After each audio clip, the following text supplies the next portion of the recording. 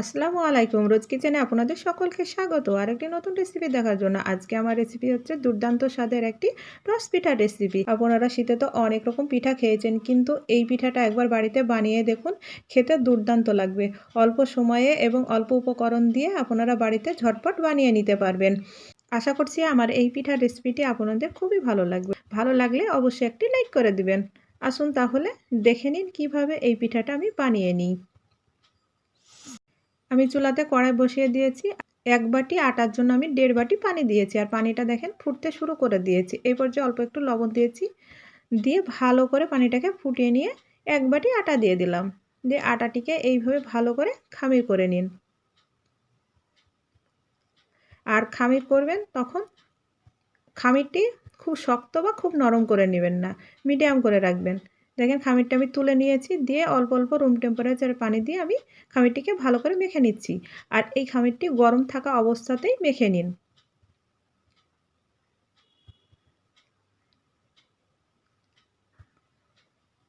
আর খামিরটিকে ভালো করে মেখে নেবেন। দেখেন আমার মাখা হয়ে গেছে। আর খামিরটি দেখেন এইরকম হবে, খুব নরম বা খুব শক্ত হবে না। দিয়ে আমি ছোট ছোট করে লেচি কেটে নিচ্ছি।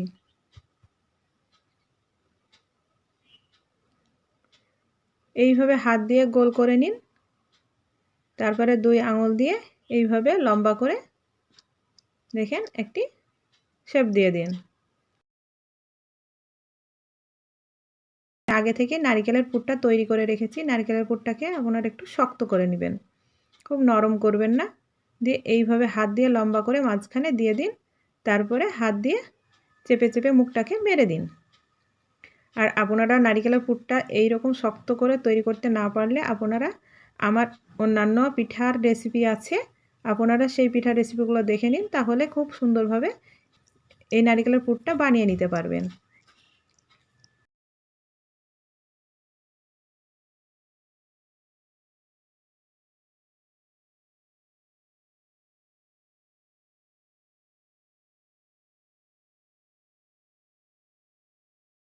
দেখেন আরেকটিও করে আপনাদেরকে দেখাচ্ছি। দেখেন এইভাবে লম্বা করে শেপটা দিয়ে নিন। দিয়ে নারিকেলের পুরটা লম্বা করে মাঝখানে দিয়ে দিন।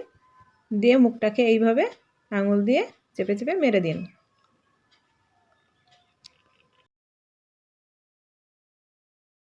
আশা করছি আপনারা দেখে বুঝতে পারছেন আমি কিভাবে করে নিচ্ছি। দেখেন এটিও আমার হয়ে গিয়েছে। একইভাবে আমি সব পিঠাগুলোকে বানিয়ে নিব। দেখেন আমার সব পিঠাগুলো বানিয়ে নেওয়া হয়ে গিয়েছে, আর দেখতেও কতটা সুন্দর লাগছে। আমি পিঠাগুলোকে ভেজে নিব। চুলাতে কড়াই বসিয়ে দিয়েছি, পরিমাণ মতো তেল দিয়ে দিলাম। আর তেলটা গরম হয়ে গেলে আমি এক এক করে পিঠাগুলো দিয়ে দিচ্ছি।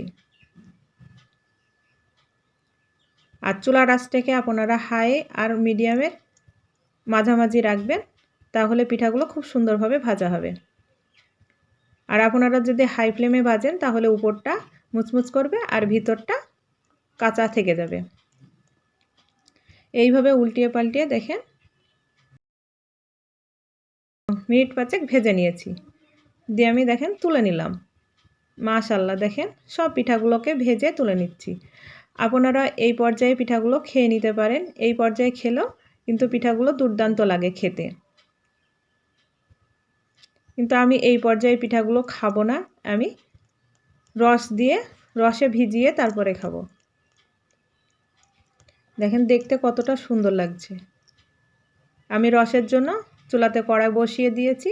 আর ১ কাপ চিনি দিয়ে দিয়েছি। ১ কাপ চিনির জন্য ১ কাপ পানি দিয়ে দিয়েছি। সেরাটা খুব বেশি ঘন করব না, জাস্ট চিনিটা গলে গেলেই হয়ে যাবে। দেখেন আমার চিনিটা গলে গিয়েছে।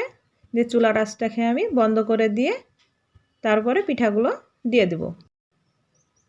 দেখেন পিঠাগুলো দিয়ে দিয়েছি। দিয়ে এইভাবে উল্টিয়ে পাল্টিয়ে নেড়ে নিয়ে ঢাকা দিয়ে আধা ঘন্টা রেখে দিব। আর মাঝে একবার নেড়ে দিবেন, তাহলে চিনির রসটা খুব সুন্দরভাবে টেনে নেবে। দেখেন আধা ঘন্টা পর আমার পিঠাগুলো তুলে নিচ্ছি। মাশাআল্লাহ, দেখেন কতটা সুন্দর লাগছে আর কতটা লোভনীয় হয়েছে। এইভাবে আপনারা একবার বাড়িতে বানিয়ে দেখুন এই রস পিঠাগুলো। শীতে তো আপনারা অনেক ধরনের পিঠা খেয়েছেন, কিন্তু এইভাবে একবার বাড়িতে বানিয়ে খেয়ে দেখুন, ছোট থেকে বড় সকলে খুবই পছন্দ করবে। আশা করছি আমার এই পিঠা রেসিপিটি আপনাদের খুবই ভালো লেগেছে, আর ভালো লাগলে অবশ্যই একটি লাইক করে দিবেন এবং আমার চ্যানেলে নতুন বন্ধু হয়ে থাকলে চ্যানেলটিকে সাবস্ক্রাইব করে দিবেন। পাশে থাকা বেল আইকনটা অন করে রাখবেন, যখনই নতুন ভিডিও দেবো সবার আগে আপনাদের কাছে নোটিফিকেশনটা পৌঁছে যাবে। দেখেন একটি কেটে দেখাচ্ছি, দেখেন কতটা সুন্দর হয়েছে আর কতটা লোভনীয় হয়েছে। আজ এই পর্যন্ত, আবারও কোনো নতুন রেসিপি নিয়ে আসবো। ভালো থাকবেন, সুস্থ থাকবেন।